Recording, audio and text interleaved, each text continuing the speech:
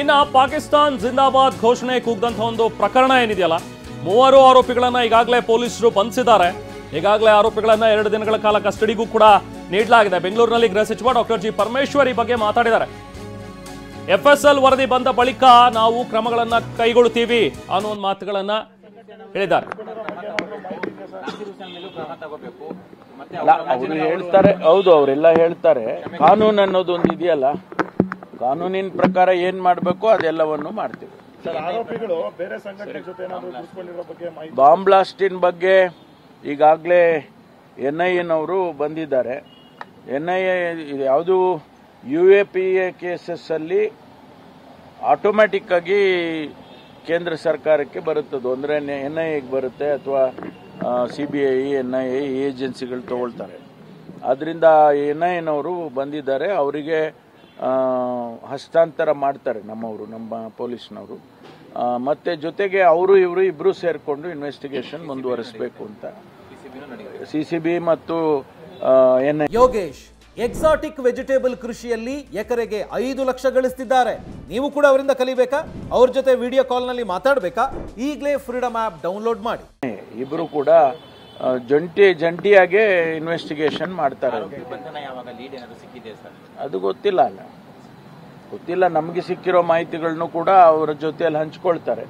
ಈಗ ನಾವು ಬಸ್ನಲ್ಲಿ ಅವರು ಬಂದಿದ್ರು, ಬಂದಿದ್ದ ಅಂತ ಹೇಳಿ ನಿನ್ನೆ ಎಲ್ಲ CCTV ಫುಟೇಜ್ನಲ್ಲಿ ಸಿಕ್ಕಿರ್ತಕ್ಕಂಥದ್ದು. ಈಗಾಗಲೇ ಸುಮಾರು 100 ಬಸ್ಗಳನ್ನ ಚೆಕ್ ಮಾಡಿದ್ದಾರೆ.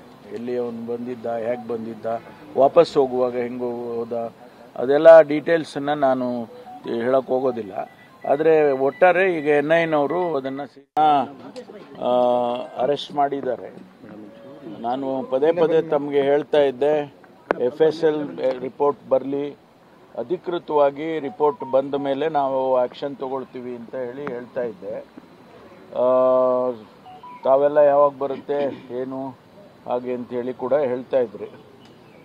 ಪ್ರೈವೇಟ್ನವರು ಕೂಡ ನಾವು ಪ್ರೈವೇಟ್ ಇನ್ಸ್ಟಿಟ್ಯೂಷನ್ನವರು FSL ರಿಪೋರ್ಟ್ನ ಅವರು ರಿಲೀಸ್ ಮಾಡಿದರು.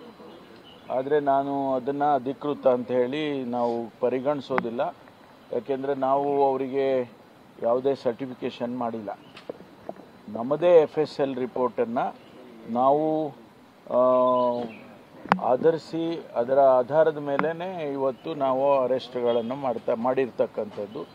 ಈಗಾಗಲೇ ಅವರಿಗೆ ಮ್ಯಾಜಿಸ್ಟ್ರೇಟ್ ಹತ್ರ ಪ್ರೊಡ್ಯೂಸ್ ಮಾಡಿ ಕಸ್ಟಡಿಗೆ ತಗೊಂಡಿದ್ದಾರೆ ಪೊಲೀಸು. ತನಿಖೆ ಮುಂದುವರಿಸ್ತಾರೆ. ತನಿಖೆ ಆಧಾರದ ಮೇಲೆ ಏನು ಬರುತ್ತೆ ಅದ್ರ ಮೇಲೆ ಮುಂದಿನ ಕ್ರಮಗಳು ಆಗ್ತವೆ. ನಿಮ್ಮ FSL ನಲ್ಲಿ ಏನಿದೆ ಸರ್? ಹೌದು, ಬಹಿರಂಗ ಪಡಿಸೋದು ಆಯ್ತಲ್ಲ. ಈಗ ನಾವು ಬಹಿರಂಗ ಪಡಿಸ್ದಂಗೆ ಅಲ್ವಾ? ಪರ್ಫೆಕ್ಟ್ ಆಗಿ ಹೇಳ್ತಾ ಇದ್ದೀನಿ. ಬಹಿರಂಗ ಪಡಿಸೋದು ಇವತ್ತು ಆ ಆಧಾರದ ಮೇಲೇನೆ ನಾವು ಅರೆಸ್ಟ್ ಮಾಡಿದ್ದೀವಿ. ಅವ್ರು ಪಾಕಿಸ್ತಾನ್ ಜಿಂದಾಬಾದ್ ಅಂತ ಅವರು ಕೂಗಿದ್ದಾರೆ ಅಂತ ಹೇಳಿ FSL ರಿಪೋರ್ಟ್ನಲ್ಲಿ ಬಂದಿದೆ. ಮುಂದಿನ ತನಿಖೆ ಮಾಡಬೇಕು. ಅವರು ಯಾರು ಕೂಗಿದ್ರು, ಅವರು 3 ಜನದಲ್ಲಿ 3 ಜನ ಇದ್ರ ಅಥವಾ ಇನ್ಯಾರಿದ್ರು, ಅದೆಲ್ಲವೂ ಕೂಡ ತನಿಖೆಯಲ್ಲಿ ಗೊತ್ತಾಗ್ತದೆ. ಅಲ್ಲಿ ತನಕ ಕಾಯಬೇಕು. ದಿನಕ್ಕೊಂದೊಂದು ಅವರು ವಿರೋಧ ಪಕ್ಷದವರು ಹೇಳ್ತಿರ್ತಾರೆ. ಆದರೆ ಅದಕ್ಕೆ ಎವಿಡೆನ್ಸ್ಗಳು ಅದಕ್ಕೆ ಎಲ್ಲ ಬೇಕಲ್ಲ. ಸುಮ್ಮನೆ ಯಾರನ್ನೋ ಅರೆಸ್ಟ್ ಮಾಡೋಕ್ಕಾಗೋದಿಲ್ಲ. ಇವ್ರು ಹೇಳಿದ್ರು ಅಂತ ಹೇಳಿ ಮಾಡೋಕ್ಕಾಗುತ್ತಾ? ಅದಕ್ಕೆ ನಾನು FSL ರಿಪೋರ್ಟ್ ಬರಲಿ, ಬಂದ ಮೇಲೆ ಕ್ರಮ ತಗೊಳ್ತೀವಿ. ಅವ್ರು ಹೇಳ್ತಿದ್ರು ಮುಚ್ಚಿಡ್ತಾ ಇದ್ದಾರೆ, ಏನೂ ಮಾಡೋದಿಲ್ಲ ಇವರು ಅಂತೆಲ್ಲ ಹೇಳ್ತಾ ಇದ್ರಲ್ಲ. ಈಗ ಏನು ಹೇಳ್ತಾರೆ? ನಾನು ಹೇಳಿದ್ದೀನಿ, ಸದನದಲ್ಲೇ ಹೇಳಿದೆ FSL ರಿಪೋರ್ಟ್.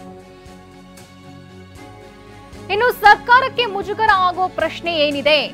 ಯಾವುದೇ ಮುಲಾಜಿಲ್ಲದೆ ಕ್ರಮ ಕೈಗೊಂಡಿದ್ದೇವೆ ಅಂತ ಬೆಂಗಳೂರಿನಲ್ಲಿ ಗೃಹ ಸಚಿವ ಪರಮೇಶ್ವರ್ ತಿರುಗೇಟು ಕೊಟ್ಟಿದ್ದಾರೆ ಬಿಜೆಪಿ ವಿರುದ್ಧ. ನಾವು ಯಾರನ್ನೋ ಅರೆಸ್ಟ್ ಮಾಡೋಕ್ಕಾಗಲ್ಲ, ಬಿಜೆಪಿಯವರು ಹೇಳಿದ್ರೆಂದು ಅರೆಸ್ಟ್ ಮಾಡೋಕೆ ಆಗಲ್ಲ, ಸರಿಯಾದ ರೀತಿ ತನಿಖೆ ಮಾಡಿ ಅರೆಸ್ಟ್ ಮಾಡಿದ್ದೇವೆ ಅಂತ ಪರಮೇಶ್ವರ್ ಹೇಳಿದ್ದಾರೆ. ಪರ್ಫೆಕ್ಟ್ ಆಗಿ ಹೇಳ್ತಾ ಇದ್ದೀನಿ. ಬಹಿರಂಗ ಪಡಿಸೋದು ಇವತ್ತು ಆ ಆಧಾರದ ಮೇಲೇನೆ ನಾವು ಅರೆಸ್ಟ್ ಮಾಡಿದ್ದೀವಿ. ಅವ್ರು ಪಾಕಿಸ್ತಾನ್ ಜಿಂದಾಬಾದ್ ಅಂತ ಅವರು ಕೂಗಿದ್ದಾರೆ ಅಂತ ಹೇಳಿ FSL ರಿಪೋರ್ಟ್ನಲ್ಲಿ ಬಂದಿದೆ. ಮುಂದಿನ ತನಿಖೆ ಮಾಡಬೇಕು. ಅವರು ಯಾರು ಕೂಗಿದ್ರು, ಅವರು 3 ಜನದಲ್ಲಿ 3 ಜನ ಇದ್ರ ಅಥವಾ ಇನ್ಯಾರಿದ್ರು, ಅದೆಲ್ಲವೂ ಕೂಡ ತನಿಖೆಯಲ್ಲಿ ಗೊತ್ತಾಗ್ತದೆ. ಅಲ್ಲಿ ತನಕ ಕಾಯಬೇಕು. ದಿನಕ್ಕೊಂದೊಂದು ಅವರು ವಿರೋಧ ಪಕ್ಷದವ್ರು ಹೇಳ್ತಿರ್ತಾರೆ. ಆದರೆ ಅದಕ್ಕೆ ಎವಿಡೆನ್ಸ್ಗಳು ಅದಕ್ಕೆ ಎಲ್ಲ ಬೇಕಲ್ಲ. ಸುಮ್ಮನೆ ಯಾರನ್ನೋ ಅರೆಸ್ಟ್ ಮಾಡೋಕ್ಕಾಗೋದಿಲ್ಲ. ಇವ್ರು ಹೇಳಿದರು ಅಂತ ಹೇಳಿ ಮಾಡೋಕ್ಕಾಗುತ್ತಾ? ಅದಕ್ಕೆ ನಾನು FSL ರಿಪೋರ್ಟ್ ಬರಲಿ, ಬಂದ ಮೇಲೆ ಕ್ರಮ ತಗೊಳ್ತೀವಿ. ಅವ್ರು ಹೇಳ್ತಿದ್ರು ಮುಚ್ಚಿಡ್ತಾ ಇದ್ದಾರೆ, ಏನೂ ಮಾಡೋದಿಲ್ಲ ಇವರು ಅಂತೆಲ್ಲ ಹೇಳ್ತಾ ಇದ್ರಲ್ಲ. ಈಗ ಏನು ಹೇಳ್ತಾರೆ?